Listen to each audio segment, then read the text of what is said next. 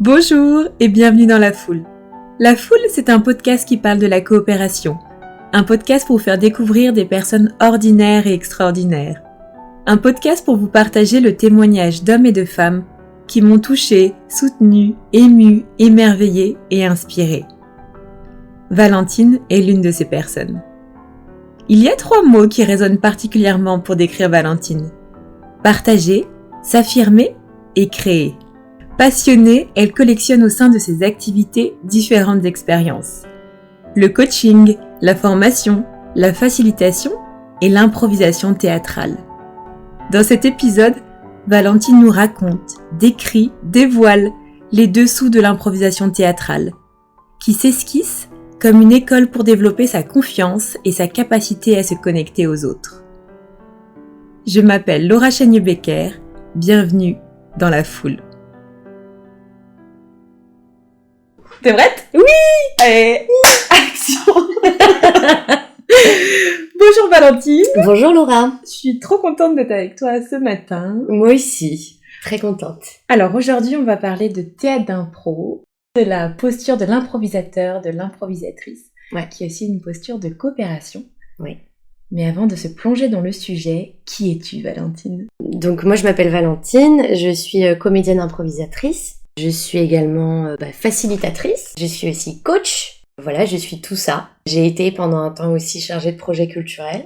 C'est ça que j'aime, c'est de me dire que je suis une pluralité de choses. Je sais pas comment faire autrement. Je suis plusieurs choses en même temps, et donc cette question, je la trouve parfois difficile parce que parfois les personnes peuvent s'attendre à quelque chose de très net ou d'unique et être plusieurs choses à la fois, c'est ça qui me plaît en tout cas moi. Donc je suis plusieurs choses, et puis après évidemment ces choses-là ont des liens entre elles.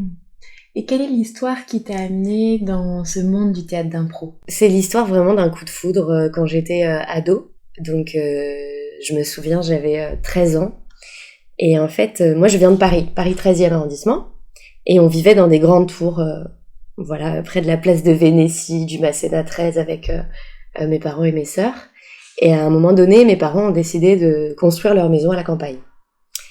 Et on a déménagé, j'avais 13 ans, c'est ça, j'étais en 6e, et on a atterri, mais vraiment, la campagne, quoi, les champs, les vaches. Pour autant, c'était à 1 heure de Paris, en RERB. Mais le nom de ce village-là, moi, m'a traumatisée quand j'étais ado. C'était la honte de ma vie, puisque mes parents ont emménagé à Boulay-les-Trous. Et donc, à chaque fois, tu peux rire, hein. Je m'autorise. Je lâche ça, et c'est vrai que je suis passée de Paris à Boulay-les-Trous. Bref, je vais faire le lien avec l'impro, évidemment. Et donc, on arrive à Boulay-les-Trous, et mon Dieu, c'est terrible, quoi, le changement de milieu. En fait, je passe d'un milieu plutôt populaire à Paris, dans le 13e, à un milieu très bourgeois dans la vallée de Chevreuse. Et donc, ma mère nous dit, vous faire une activité, pour vous intégrer, pour rencontrer du monde, etc., quoi. Et puis, je vois des copines du collège qui font un spectacle de fin d'année de théâtre. Et en fait, je suis dans le public, et là, j'ai un espèce de révélation, une révélation où je me dis, mais je veux faire ça, moi, en fait. Je veux être sur scène, elles ont l'air de s'éclater, ça a l'air trop bien. J'ai envie de faire ça. Et du coup, j'intègre l'atelier de théâtre, donc c'était pas de l'impro à l'époque, du petit village des Molières, pas de Boulay-les-Trous, mais le village à côté, parce que Boulay-les-Trous, c'est trop petit. Et j'intègre du coup cet atelier hebdomadaire de théâtre avec Fanny, une super prof de théâtre, comme ado.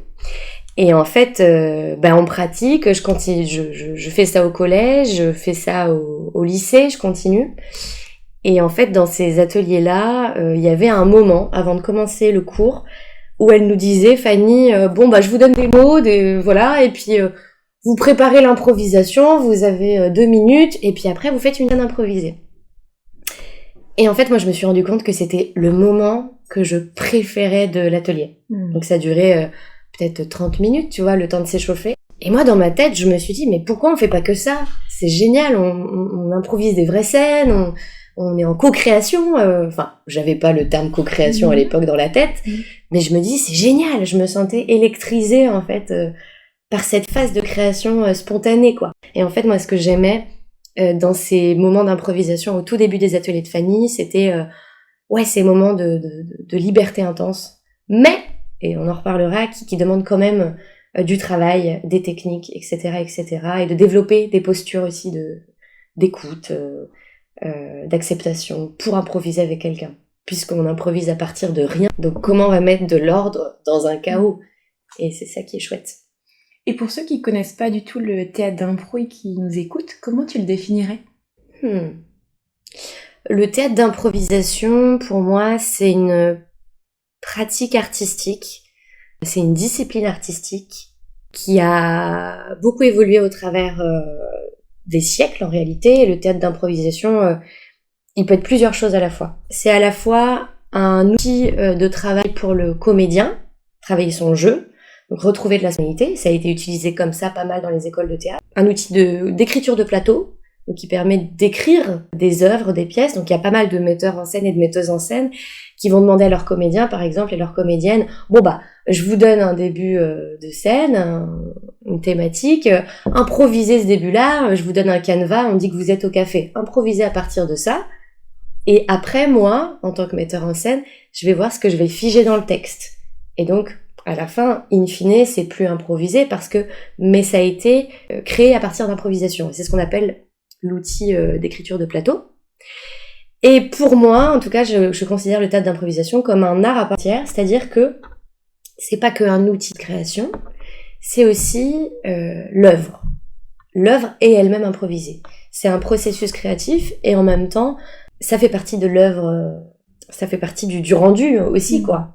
L'œuvre est elle-même improvisée. Donc pour moi, c'est à la fois dans la démarche de création, mais aussi dans le résultat, dans la proposition de spectacle. Le théâtre d'improvisation, malheureusement, il est un peu vu dans l'échelle de légitimité culturelle et artistique comme une pratique en émergence, c'est vrai, parce qu'elle est récente, en tout cas, enfin, elle est pas si récente que ça, mais elle est connue mondialement que récemment, avec le match d'improvisation théâtrale, notamment un des formats les plus connus. Mais du coup, elle est pas très valorisée, en fait, dans cette échelle, je dirais, que se figurent les institutions publiques. Et donc, elle n'est pas valorisée financièrement, etc. non plus. Et du coup, il y a tout ce travail-là de diffuser sa pratique et de bien la diffuser, de montrer quels sont les apports de l'improvisation théâtrale. Qu'est-ce que c'est qu'une pratique reconnue aussi institutionnellement? C'est intéressant de se poser la question. J'ai entendu parler justement des matchs d'improvisation quand j'étais au Québec, parce que j'ai fait mes études à Montréal. Oui. Est-ce qu'il y a d'autres formats donc, de théâtre d'improvisation que tu pourrais nous partager? Oui, alors... Donc le match d'improvisation théâtrale, c'est un des formats les plus connus, qui a émergé en 77. Son histoire, elle est intéressante parce que en fait, c'est Robert Gravel et Yvon Leduc qui sont deux Québécois, et pendant les années 60, donc tu sais, avec toute cette émulation de retrouver son identité culturelle, de bousculer les codes, de mai 68, en fait, dans tout ce contexte politique et culturel, eh bien, il y a des artistes québécois qui disent « Mais nous, on en a marre qu'on nous importe le théâtre français. » Donc les Français venaient au Québec pour apprendre aux Québécois à faire du théâtre. Donc déjà, il y a cette approche-là qui est très coloniale, hein, encore une fois. Et donc les Québécois, au bout d'un moment, revendication identitaire, ils disent « Bah non, nous, on veut créer notre propre forme artistique. » Et le hockey sur glace, qui est quand même une institution au Québec, qui ramène énormément de spectateurs, et ben ces deux personnes-là se sont dit mais tiens, on va créer une forme hybride. Puis c'était vraiment l'époque des créations, de tester les choses, d'interdisciplinarité. On va faire du théâtre et de la sculpture, on va faire du théâtre dans des supermarchés, on va faire du théâtre des happenings dans des parkings. Donc il y avait tout ça, de briser les codes en fait, et de se réapproprier pratique artistique. Et ces deux personnes, Robert et Yvon, ils se disent on va créer un format artistique, sportif et artistique, de hockey sur glace et de joute théâtrale. D'où le match. D'où le match d'improvisation théâtrale. Donc ça a été gros succès. Pourquoi? Parce que ça a été diffusé notamment à la télé, et puis en France, et puis grâce à ce média-là, ça s'est diffusé dans le monde entier. Aujourd'hui, quand on parle d'improvisation théâtrale, le premier réflexe, c'est « Ah mais oui, les matchs d'impro ». Exactement. En tout cas, moi, c'est vraiment l'image que j'en avais avant de découvrir d'autres formats. Mais d'autres formats existent, et donc tu as le cabaret d'improvisation théâtrale, qui est plus lié à l'histoire américaine, du stand-up, où en fait on va faire des petites scénettes, on va avoir des contraintes de jeu, par exemple, on va devoir improviser une scène en amplifiant On va devoir improviser à partir de suggestions du public qui vont nous imposer des personnages ou des traits de caractère. On va improviser à la manière d'un style. Voilà, ça on peut aussi retrouver dans le match d'impro des catégories de jeu. Et donc le cabaret d'improvisation, ça vient vraiment de Chicago, de ce truc-là de hey, on va boire un verre dans des cafés-théâtres en fait, de stand-up, et on va improviser ensemble. Et donc il y a beaucoup d'humoristes américains qui sont aussi des très grands improvisateurs, parce que c'est deux pratiques qui n'ont pas été dissociées et qui justement se nourrissent l'une l'autre. Et puis ma pratique préférée, enfin en tout cas mon format que j'aime et que j'adore. Et pour autant, j'ai pratiqué tous les formats et c'est chouette aussi de voir quelles sont les approches et les outils qui sont différents et les postures aussi parfois différentes que ça mobilise. Le match d'impro, ça va être un peu une posture de performance. Le cabaret d'improvisation, c'est une posture d'adaptation. Enfin voilà, il y a des postures qui vont peut-être plus être sollicitées dans certains formats. Et celui que j'aime beaucoup, c'est le long format. Qui est un format où en fait on va improviser des pièces de théâtre d'1 heure ou peut-être de 30 minutes, au moins 30 minutes. On va improviser tout ça et on est plus là dans une construction de personnages, dans un schéma narratif, donc on est plus sur de la longueur, sur de l'endurance. C'est quoi tenir une scène? C'est quoi faire des transitions de scène? C'est quoi incarner un personnage? C'est quoi faire évoluer la psychologie d'un personnage? Et puis surtout, c'est quoi improviser avec d'autres personnes pendant 1 heure? Qu'est-ce que ça demande en fait? Et justement, comment ça se passe? Donc, format long, t'arrives sur scène et comment vous créez? Ouais, comment ça se passe? Eh ben, en fait, l'improvisation, ça s'improvise pas. Voilà, on peut pas monter sur Disons-le. Disons-le, ouais. Parce qu'en fait, on va travailler des techniques, des outils. Donc, comme je te le disais, des schémas narratifs. Par exemple, le fameux schéma qu'on étudie au collège, quoi, de c'est quoi la quête du héros ou de l'héroïne. Donc, situation initiale, éléments perturbateurs, péripéties, descente aux enfers du héros, remontée du héros. Donc, c'est dans les péripéties. Et puis, à la fin, résolution ou alors morale de l'histoire. Donc, on va suivre un schéma qui est un schéma, là encore, occidental. Les histoires, elles se racontent différemment selon les cultures, évidemment. Nous, on va prendre ce schéma-là parce que c'est un schéma dans lequel on a baigné et moi en tout cas je me reconnais dans les histoires. Pour autant il y a aussi des spectacles à la manière de Miyazaki qui sont fabuleux, je vous invite à aller voir si ça vous intéresse, qui reprennent d'autres schémas narratifs. Donc en fait on va travailler des schémas, on va travailler des techniques. C'est quoi de faire une transition sur scène, donc de changer d'une scène à une autre, comment on le fait sans partir en courant sur la scène, comment on fait ça de manière poétique, et puis comment on travaille son personnage, comment on le développe, comment on l'incarne par le corps, comment on image ce qui se passe sur scène, parce que du coup on va improviser. Donc quand on improvise, ce qui est fabuleux et à la fois terrifiant, c'est que on est à la fois personnage, metteur en scène, on va mettre en scène notre personnage, donc on va dessiner le décor autour de soi. Est-ce que là il y a un placard? Est-ce que là il y a une fenêtre? Donc on doit aussi penser à ça. Et puis on est auteur, autrice. Donc on est auteur parce qu'on va écrire on va écrire le texte en fait, le texte improvisé, puis on va l'incarner par le personnage, donc l'interpréter, et puis le mettre en scène. Donc c'est schizophrénique. C'est à la fois ça va demander une prise de recul énorme et développer sa posture vraiment coopérative. Énorme avec les autres pour pouvoir espérer créer dans ce chaos, dans ce chaos apparent. Et comment vous faites justement pour coopérer sans objectifs, sans savoir où vous allez, sans même vous parler? Enfin, comment ça se passe? Alors, on a des objectifs tacites. En tout cas, l'objectif, c'est écrire une histoire ensemble. Laquelle, on ne sait pas. Mais au départ, on peut prendre des suggestions du public, tu vois, par exemple, se dire, on va prendre un trait de caractère pour ce personnage. Elle rigole, elle est très empathique, tout le temps. Ok, trop bien. On va s'inspirer de ça. Ok, quel est son métier? Elle est bibliothécaire. Ok, dans quelle rue à Paris? Enfin, est-ce que c'est à Paris? Non, c'est à Meudon, j'en sais rien. Dans la rue du petit des petits oiseaux à bedon. Ok.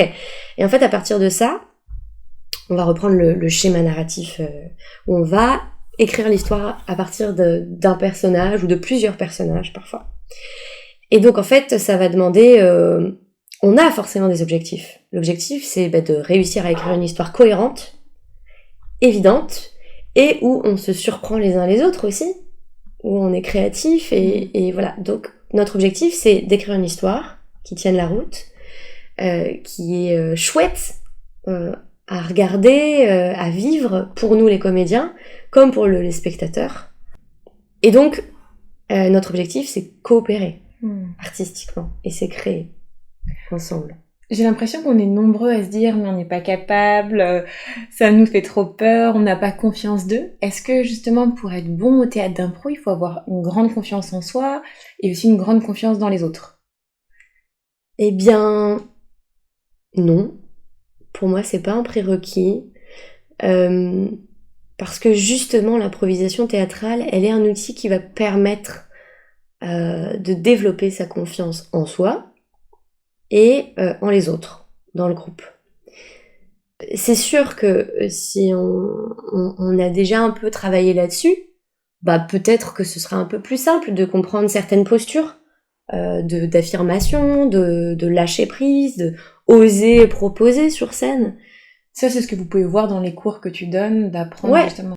C'est pour ça notamment que je me suis formée également au coaching. C'est parce qu'en fait, j'ai vu dans l'improvisation théâtrale, dans cette pratique-là, la possibilité de se transformer. Ou alors, du moins, de se questionner. Et c'est pas facile, parce qu'on se dit, la vache, j'arrive à l'atelier, je suis pas du tout dans l'écoute, en fait. Je suis pas du tout dans l'acceptation des propositions de mes partenaires. Au départ, moi, j'étais comme ça, j'étais non. C'est ce qu'on appelle des réflexes aussi de défense, des mécanismes de défense. Donc, on va être dans je vais renégocier la proposition de l'autre. Je vais prendre l'autre pour un fou, pour un incompétent. Ou moi-même, dans la scène, je vais me désolidariser. Et par exemple, donc ça va être les premiers réflexes quand on débute. Je vais dire non, je sais pas du tout où sont rangées les lingettes. Je peux pas vous aider là pour l'opération du cœur. Mais monsieur le chirurgien. Puis en plus, on repart dans des travers assez des stéréotypes de genre aussi, même en tant que femme. C'est aussi une autre question. Qu'est-ce que c'est qu'être une improvisatrice en fait sur scène? C'est encore une autre question qui est vraiment passionnante. Et donc improviser, c'est prendre conscience de ça, de comment on fonctionne, quelles sont mes postures d'écoute, quelles sont mes postures de proposition d'idées, quel est mon rapport au lâcher-prise, quel est mon rapport aux autres, quel est mon rapport à moi-même, comment je juge mes idées, déjà. Est-ce que j'ose déjà sur scène proposer des choses? Est-ce que je suis plus en force, en lead? Est-ce que je suis plus force de proposition ou est-ce que je suis plus suiveuse?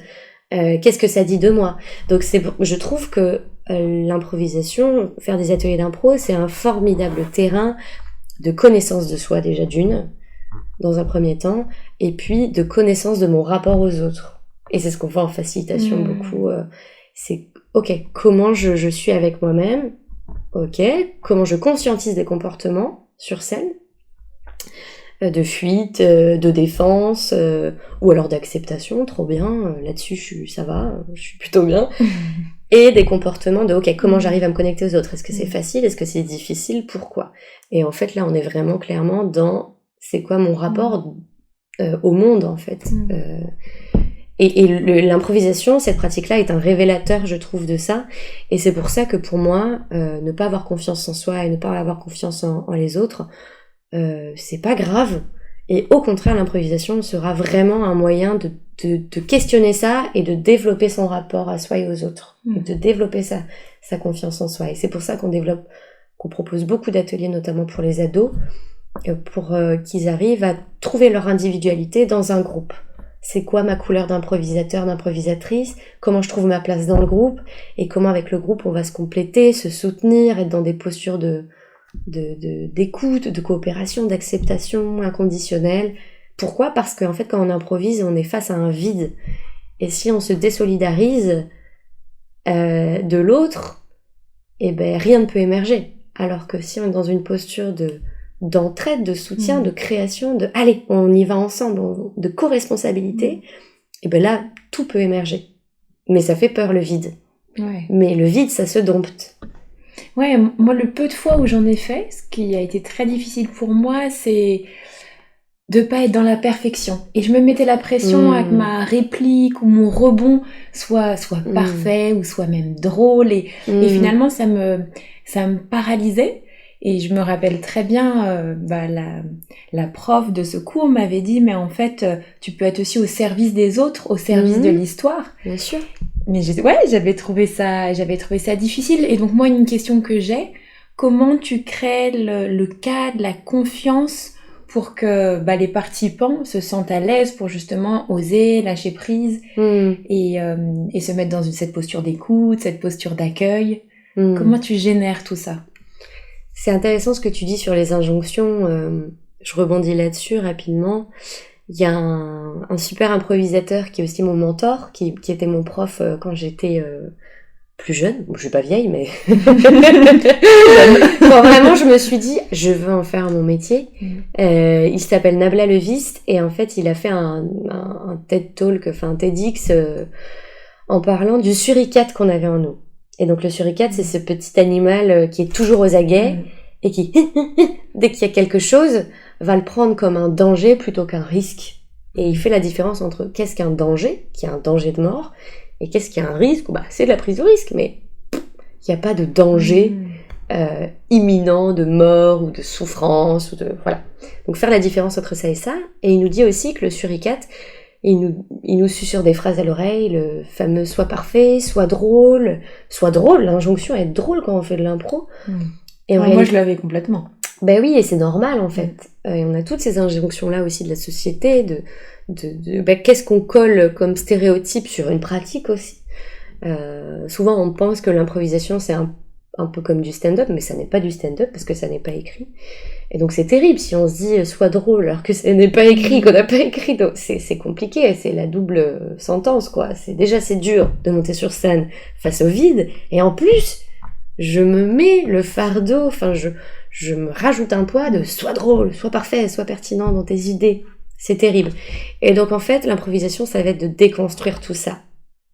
Plus un improvisateur, une improvisatrice essaye d'être drôle, moins elle l'est. Dans 95% des cas. Et donc, le premier job d'un pédagogue en improvisation, ça va être de déconstruire les croyances sur l'improvisation pour les élèves. Et donc, moi, ce que j'aime bien quand je commence un cours de débutant, c'est de poser la question « Ah, vous êtes arrivé à l'atelier d'impro, pourquoi ?»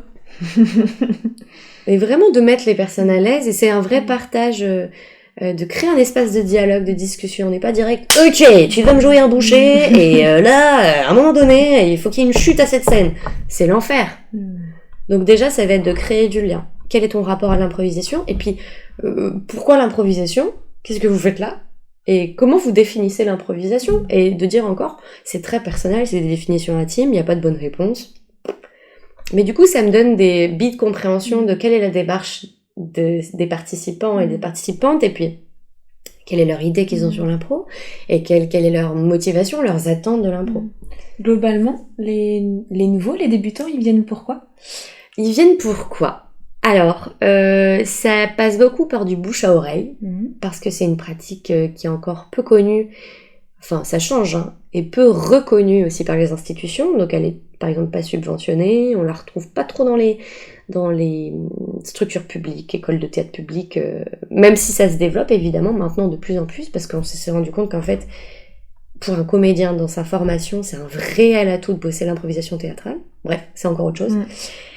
Pardon, du coup, je me suis perdue dans la question. Ouais, pourquoi? Moi, je dirais, tu vois, si je vais faire un cours de théâtre d'impro, je dirais pour s'entraîner à prendre la parole, avoir une plus grande aisance. Ouais. Je vais pas forcément, tu vois, j'avais pas, avant notre discussion, forcément en tête que ça développe énormément ta posture d'écoute, ton relationnel, ta capacité à créer, aussi, de ce que j'entends.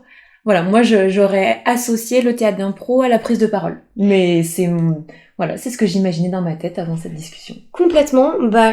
Les personnes qui viennent, c'est souvent, j'ose pas prendre la parole en public.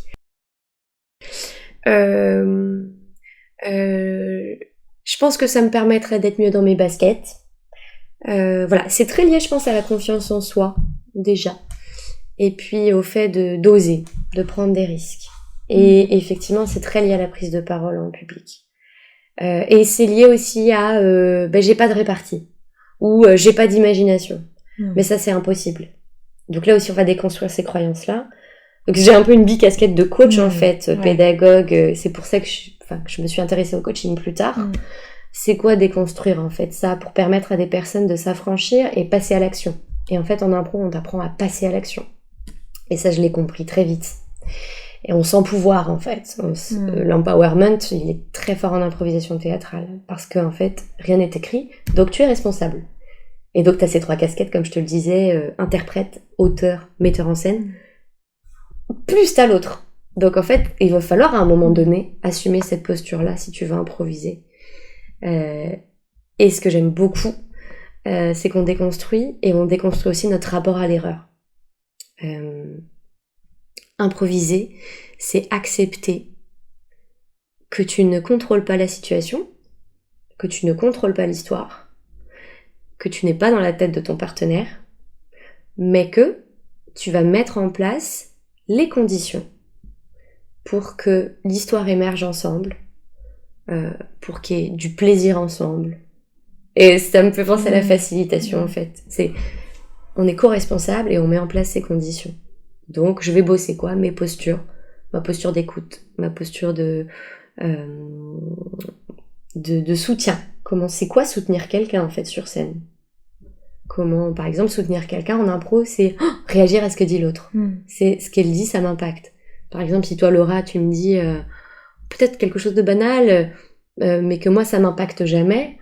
J'ai acheté, je suis allée acheter, j'en sais rien, un nouveau meuble pour la colocation. Imaginons, on est 2 personnages en coloc, et que moi, je réagis en disant oui, bon, ok. Si ça, c'est mon personnage, ça peut marcher la première fois, la deuxième fois. Mais si c'est ça pendant tout le long de la scène, tu vas ramer, toi. Tu vas dire, putain, je suis toute seule. Je suis toute seule à écrire, je propose des choses.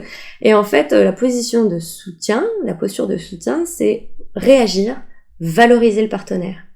Donc, par exemple, j'ai acheté un meuble, si je caricature, c'est, mais génial, mais tu sais que j'en pouvais plus de vivre dans cette colocation complètement vide. Ça fait quand même 2 ans qu'on a emménagé, et puis, je sais pas, on s'investit pas, et toi, t'es la première à t'investir. Ok. Mais c'est fou, en fait. Ça a de l'impact. C'est une école de vie, le théâtre d'improvisation, incroyable. Toute personne progresserait, ou en tout cas serait mieux dans sa confiance, dans sa connaissance de soi, dans sa relation avec les autres, dans sa capacité à avancer face à la complexité du monde en passant par la case théâtre d'improvisation. Ouais, et ce que je trouve super puissant, c'est qu'on passe... sans partir dans des débats philosophiques, et j'adore moi la philosophie, j'adore débattre, discuter plutôt, dialoguer. La fabuleuse porte que propose l'impro, c'est le jeu. On va jouer en fait. C'est le fameux être sérieux sans se prendre au sérieux. Pourquoi être sérieux ? Parce qu'on va bosser vraiment, ces postures-là, ça va nous bousculer parfois intérieurement, parce que ça vient questionner plein de choses. Mon rapport à moi-même, mon rapport aux autres, etc. Et on va bosser ensemble des techniques artistiques, narratives. Je vais vous donner des tips. C'est quoi une plateforme en impro ? La plateforme, c'est les bases quand on commence une scène. Qui on est l'un pour l'autre ? Qu'est-ce qu'on fait actuellement ? Où est-ce qu'on est ? Dans quel environnement sur scène ? C'est le kiki ou quoi en impro. On va bosser cette technique-là. On va bosser les transitions, comme je te disais. On va bosser c'est quoi les statuts ? Est-ce que mon personnage, il est un statut haut ou statut bas ? Est-ce qu'il est statut haut, ça veut dire est-ce qu'il est dominant ? Est-ce qu'il est dominé ? Comment on inverse ça ? Comment ça va créer du jeu, en réalité ? Donc en fait, il y a énormément de techniques, mais pour moi, la base, c'est la posture. C'est, on va dire, savoir-être, développer le savoir-être avant de passer au savoir-faire. Et donc c'est être dans un état d'esprit d'accueil, de disponibilité, de challenge, de prendre des risques et donc de déconstruction du rapport à l'erreur. Et moi j'adore dire échouez, allez-y, foirez-vous, c'est génial. Parce que quand vous vous foirez, entre guillemets, c'est là que vous apprenez. C'est là que vous vous relevez, c'est là que ça s'ancre.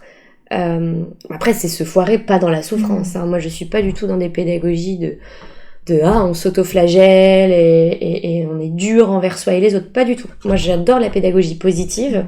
C'est ça qui m'a inspirée, c'est de dire yes, on a foiré, c'est trop cool.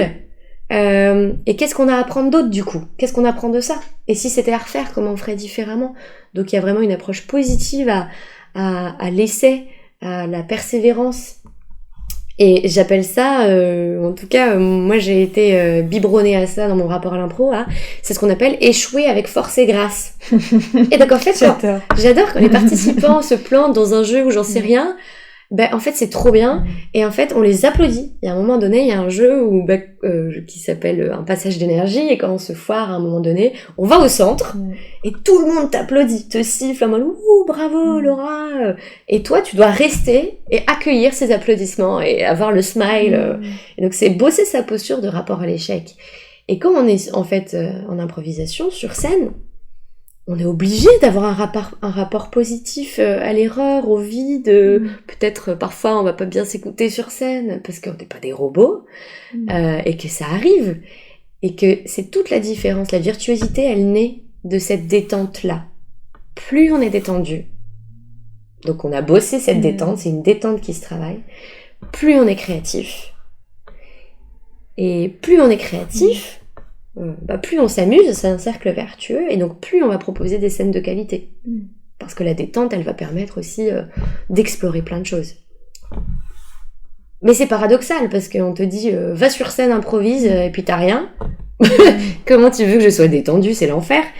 Mais on va bosser à être détendu et à accueillir. Et j'ai une question, pourquoi vous montez sur scène ? Ah, mais après, ça c'est une réponse qui peut être personnelle. Moi, personnellement, en tant que pédagogue, c'est important, je trouve, pour passer des paliers, quand on fait de l'impro, on a bossé des postures, on a bossé des techniques comportementales, enfin, on a bossé sur soi, on a bossé des techniques artistiques avec les autres, et pour moi, c'est un peu comme présenter son travail, quoi. Présenter ce qu'on a fait au monde. Et donc en fait c'est une pratique artistique. En tout cas moi, quand je propose des ateliers d'improvisation théâtrale, dans l'improvisation théâtrale il y a théâtral, et dans théâtre il y a à la fin il y a une restitution, on montre ce sur quoi on a travaillé ensemble.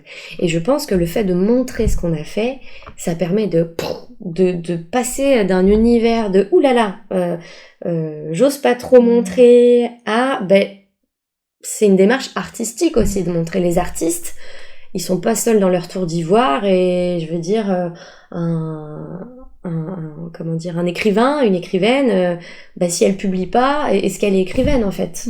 C'est ça la question. Un peintre, s'il expose pas, est-ce que son art, comment son art prend corps aussi dans le monde? C'est son rapport au monde aussi qui est questionné quand on fait de l'impro théâtrale. Donc dans le cadre des ateliers d'improvisation théâtrale, on est dans une posture de comédien-comédienne. Et donc pour moi c'est nécessaire de montrer ça. Et on upgrade quoi. Il y a un moment où waouh, j'ai présenté mon truc. Et c'est ouf, et ça a été accueilli, et ça m'a fait vivre des choses intérieurement, et du coup j'ai encore c'est vraiment un moteur créatif et artistique dans sa posture d'artiste. Pour autant, quand il y a des ateliers effectivement qui sont plus axés sûrement développement perso, prise de parole, on peut se poser la question, est-ce qu'on crée une œuvre en fait? Parce qu'on n'est plus dans une posture d'artiste, on est plus dans une posture de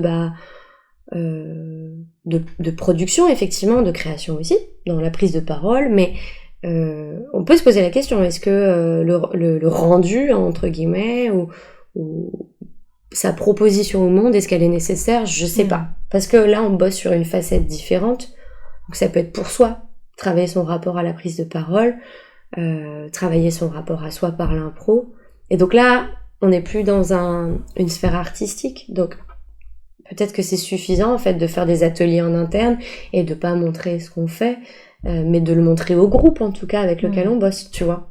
Mais en tout cas, pour moi, c'est des démarches qui sont différentes. Évidemment, il y a un peu de développement perso dans les ateliers d'improvisation théâtrale, mais ça n'est pas le cœur. La démarche, c'est quand même l'artistique. Alors que dans des ateliers peut-être de prise de parole, etc., on est plus sur effectivement du développement personnel. Et si je zoome sur le sujet de la prise de parole, parce que tu en as pas mal parlé, je t'ai déjà entendu dire cette phrase « faire sortir sa voix ». Est-ce que tu peux nous expliquer comment ça résonne chez toi? Qu'est-ce que ça veut dire? Prendre la parole, c'est pas anodin. Et Nabla l'a aussi dit, c'est une des peurs les plus partagées dans le monde, avec la peur de mourir. Et c'est révélateur en fait, et moi ça m'a percuté d'entendre ça, de me dire, et après c'est très culturel, ça dépend des pays encore une fois, la culture anglo-saxonne et plus l'habitude de prendre la parole, pour avoir vécu aussi à Montréal, il y a quelque chose dans le rapport à l'oral qui est plus détendu, j'ai l'impression, mais ça faudrait limite écrire une thèse là-dessus parce que c'est très complexe. Et en France, il y a ce rapport à la parole, à l'oralité en tout cas, qui, je le sens, qui en tout cas remue plus, qui est plus complexe. Du coup, pour moi, prendre la parole, c'est trouver sa voix, en tout cas faire sortir sa voix, c'est un acte de puissance, pour moi, parce que il y a tout qui est réuni là-dedans. Il y a comment je me positionne par rapport aux autres, il y a comment je prends le risque de prendre la parole, qu'est-ce que je dis quand je prends la parole, il y a tout en fait, c'est un tout, c'est une œuvre en soi de prendre la parole en public. Et comme tu le sais très bien, il y a du paraverbal, du non-verbal, du verbal, donc on va bosser tout ça. Et pour moi, c'est un acte de pouvoir que de prendre la parole. Et quand on apprend à des personnes à prendre la parole, à trouver leur voix, et puis on entend souvent VOIE et VOIX, la voix, c'est quoi ma voix, comment je la pose, Et dès lors, on en fait des adultes plus responsables, je pense, et plus aptes à être dans une paix, parce que eux-mêmes ont trouvé cette voie-là. Et donc leur rapport au monde sera plus apaisé, leur rapport aux autres sera plus apaisé, parce qu'il y a eu ce rapport de moi qui je suis par rapport à moi-même, par rapport à ma propre voix. Et donc prendre la parole, pour moi, c'est un acte politique, même parce que c'est comment je me positionne moi dans ma vie et comment je vais me responsabiliser moi par rapport aux autres. Quelle est ma place? Et comment je vais faire ma part en cherchant ce que mon bonheur.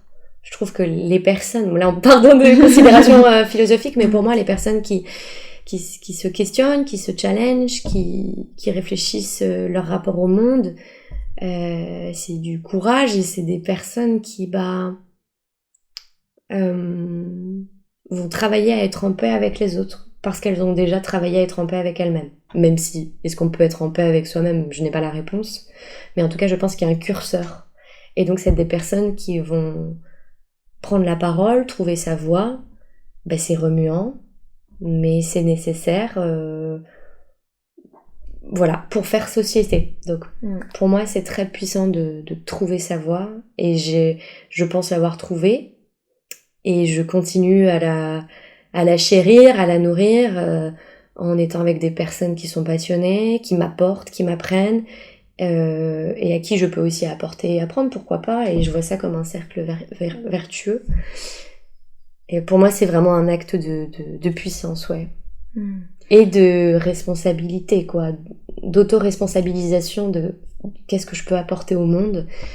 Et qu'est-ce que je peux, déjà, en m'apportant à moi-même, qu'est-ce que ensuite je peux... Quelle est ma contribution au monde? Ouais, je te rejoins beaucoup. Je me rends compte que lorsqu'on amène des personnes à être plus à l'aise dans la prise de parole et avec leur voix, on les voit grandir, on les voit éclore, et c'est toujours très émouvant. Tout se joue, vraiment, dans la prise de parole. Complètement. Si on souhaite te rencontrer, Valentine, te suivre, voir des projets que tu portes, débuter un cours? Est-ce que tu peux nous dire quels sont nos premiers pas?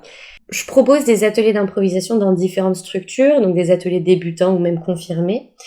Là, prochainement, il va y avoir même des stages d'initiation ou des journées d'initiation. Si vous voulez vous initier à l'impro à la journée, c'est possible. Je propose ça au Plateau Sauvage, qui est une structure à Ménilmontant à Paris, dans le 20e arrondissement. Je propose ça également à la Zéo Academy, donc qui est l'école de ma compagnie qui s'appelle Théâtrale Suspecte, ma compagnie. Voilà, je suis aussi prof auprès des impronautes de la compagnie donc l'école des impronautes. Donc voilà, vous avez déjà 3 structures vers lesquelles vous pouvez vous orienter. Je sais que la structure des Plateaux Sauvages, elle applique des tarifs préférentiels selon votre situation. Voilà, donc c'est une structure de la mairie de Paris, donc qui est plus dans une politique d'accessibilité. Voilà, si l'information peut vous servir. Ensuite, moi j'ai ce truc-là où je suis un peu hyperactive. J'aime créer des nouveaux projets. Donc je suis en train de monter un festival d'improvisation théâtrale féministe dans le sens comment on promeut l'égalité des genres sur scène, ou en tout cas on crée un espace de dialogue pour discuter de c'est quoi jouer un personnage féminin sur scène, quels sont les stéréotypes de genre pour les hommes comme pour les femmes auxquels on peut être confronté sur scène, parce qu'on part du principe qu'on improvise, donc on improvise à partir de nous, nos expériences, notre vécu en tant que personne, pas en tant que personnage, et donc comment ça va émerger aussi sur scène. Donc c'est vraiment des espaces de dialogue et de discussion à la fois pour les spectateurs et pour les artistes et pour les pédagogues, parce qu'il y aura des stages sur c'est quoi le consentement, des stages d'initiation à l'impro, c'est quoi notre rapport au corps lors de l'improvisation, etc. Voilà, ça s'appelle le Wonder Impro Festival, on est une équipe là-dessus. Malheureusement, il a été annulé 2 fois à cause de la situation sanitaire. Et là, on a bon espoir qu'en 2023, courant mars 2023, ça ait lieu. Et pour terminer, j'ai aussi vu sur Facebook que tu organisais un stage. Ah oui? Oui, alors c'est un programme contre le harcèlement de rue. Est-ce que tu peux nous en parler quelques instants avant de terminer cet épisode? Je vais essayer quelques instants. Oui, c'est un stage qui s'appelle Poser ses limites et s'affirmer. J'ai découvert que l'improvisation me permettait aussi de s'empouvoirer. Donc s'empouvoirer, donc c'est une traduction française de l'anglicisme empowerment. Voilà. Je sais que Lorraine Bastide, qui est une journaliste, elle l'utilise beaucoup et moi ça m'a inspirée. Donc je le réutilise à mon tour.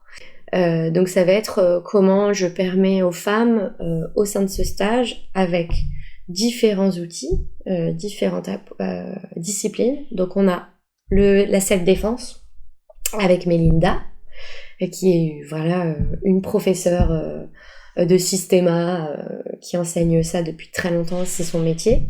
La self-défense, donc comment je me libère d'une situation dangereuse, pas forcément comment je combats, et heureusement que non, c'est comment je me mets en sécurité. Donc, quelles sont les premières prises? On attrape le poignet, on attrape le cou, les épaules. On a aussi le travail vocal avec Charlotte. Donc, comment je fais sortir ma voix, justement. C'est quoi mon rapport à ma voix? C'est très intime, hein, notamment pour les femmes. C'est quoi une femme qui crie, en fait? C'est quoi une femme qui dit stop? C'est quoi une femme qui explore sa voix, ses aigus, la bonne tonalité? C'est quoi une femme qui porte sa voix? Qui parle en se faisant entendre, au niveau du volume aussi, c'est très parlant et on pourrait écrire une thèse aussi.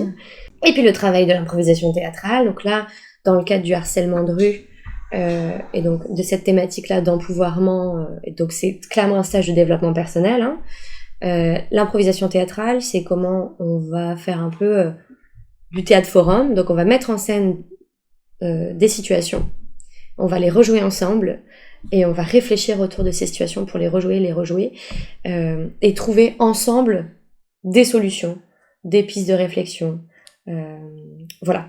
Et donc, moi, je trouve que l'interdisciplinarité, c'est passionnant parce que, en fait, on peut explorer des thématiques à partir de plein de points de vue différents. Et en plus, si on a 3 disciplines pour un même objectif d'empouvoirment, c'est d'autant plus puissant. Là, l'objectif, c'est donc poser ses limites et s'affirmer. Ça aura lieu en juin. C'est porté par la structure. Faut que je boive de l'eau. C'est porté par la structure. C'est porté par la structure Yoga and Self. Voilà, la structure de Mélinda. Et je suis hyper heureuse de proposer ça parce que c'est un stage très puissant sur un week-end à Paris. Génial. Je sais d'avance qu'on recommencera cette discussion pour un autre épisode parce qu'il y a, en fait, c'est tout ce que tu nous as dit, vraiment la pratique du théâtre d'improvisation. J'ai vraiment l'impression que c'est une école de vie. Oui. À t'entendre, qui nous permet de grandir, d'évoluer, de se connecter à soi, aux autres et aussi finalement à la planète. Et voilà, merci beaucoup pour tous tes partages de ce qui est important pour toi. Merci. De tes propositions de cours en fin de cet épisode, et je remettrai tous les liens par écrit, si des personnes souhaitent se lancer là-dedans.